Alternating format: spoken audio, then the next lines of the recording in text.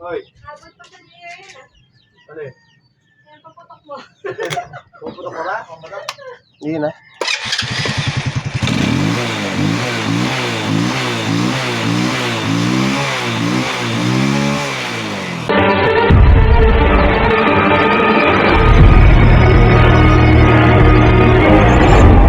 Kumusta kayo mga padreng at welcome back na naman sa ating channel. May dinala rito Rosie, 110 siguro to. Ayan ang tatak ko, Rosie Kraken. Ayan. So dinala rito, ayaw umandar. Pag ini-start, nagbabackfire, napakalakas. Try natin.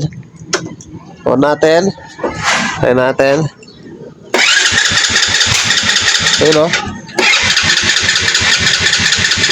Nagbabackfire doon. Ayun na.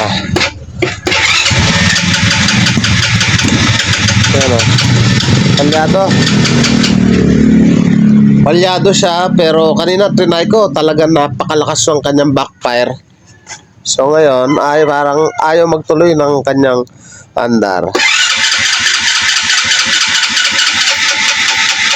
Ayaw, hanggang sa nalolobat na lang. Pag ganyan yung issue ng inyong motor, para sa inyo tong video na to. So yung mga padreng, hinubad na natin yung kanyang kaha. Try nating paandarin. Start natin.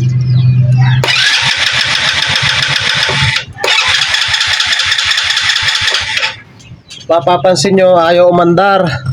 So kanina, yung pagdating nito, trinay kong paandarin, matindi yung backfire. Ang una nating check dyan, check natin yung kuryente. Tanggalin lang natin yung kanyang high tension wire. Dapat at least 1 cm yung binubugang kuryente. Pansinin nyo rito,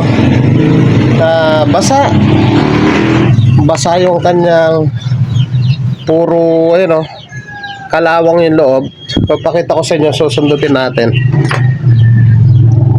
So, ang cause kasi ng backfire, parang rapid backfire, pinuputol yung kuryente, kaya nagbabackfire dahil nga may mga gas na hindi nasusunog, cause po yun ng backfire. Kaya pag ganito nagbabackfire, ang unang step, dito nga sa kanyang kopa, tingnan nyo, puno ng kalawang. O yan o, ganun din dito. Gawin natin dito, putulan natin.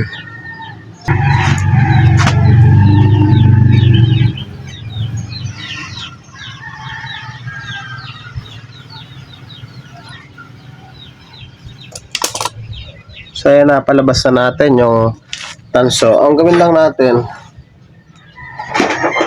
try nating i-redundo. Check natin yung kuryente kung malakas. Malakas. So dito tayo. Try natin kung under na siya. O yun, narinig nyo, backfire.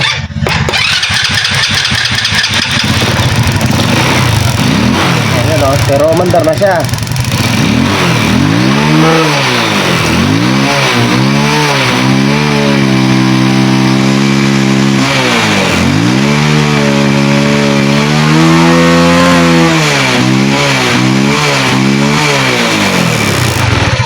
Patayin uli natin. Patayin natin.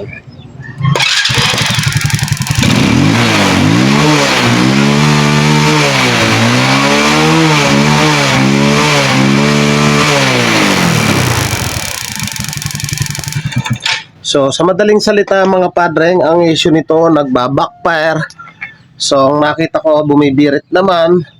At one click naman. So, ang nakita kong issue dito sa kanyang high tension wire, parang nabasa, pinasukan ng kalawang. Tapos yung kanyang kopa, ayan o, puno ng kalawang. So, okay na.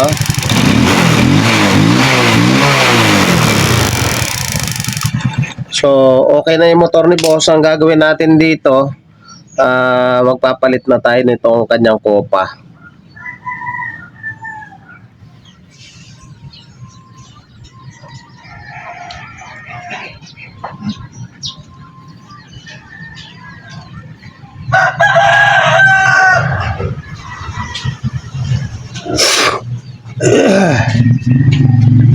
Wala yata pasok, check. Yung motor ko, paano mapasok? Oo nga pala no. Oh, shout out kaya sa may-ari nito kay PJ. Yung chick boy ng Barangay Pulo. Check! Hoy, Abot pa sa GA yun ah. ano eh? Kaya paputok mo. Puputok ka ba? Puputok? Yun na.